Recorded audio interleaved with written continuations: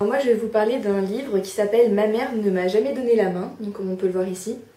Donc ce livre c'est une expérience un peu unique de dialogue entre la littérature et la photographie, puisqu'en fait c'est un livre qui a été écrit par Thierry Magny, mais on a les photographies donc, de Francis Joly.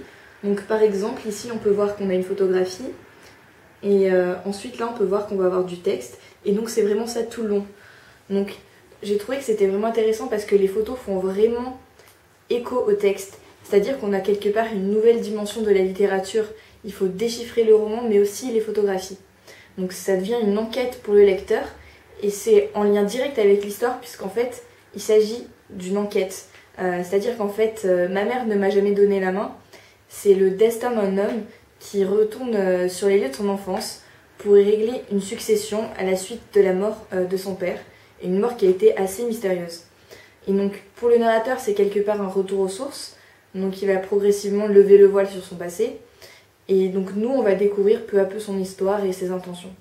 Donc pour ma part, j'ai trouvé ce livre vraiment captivant et un peu perturbant aussi, puisqu'il met mal à l'aise avec des phrases qui peuvent être courtes. Par moments, on a l'impression qu'il n'y a pas de rythme et on a des photographies qui sont assez sombres. Mais pour autant, c'est pas possible d'en décrocher. C'est vraiment une enquête, on veut aller jusqu'au bout et il nous tient en haleine. Et j'ai aussi trouvé les thématiques abordées vraiment intéressantes. Donc on a d'abord la thématique de la famille, avec une opposition passé-présent. Donc peut-être un regard d'adulte qui s'opposerait à un regard d'enfant.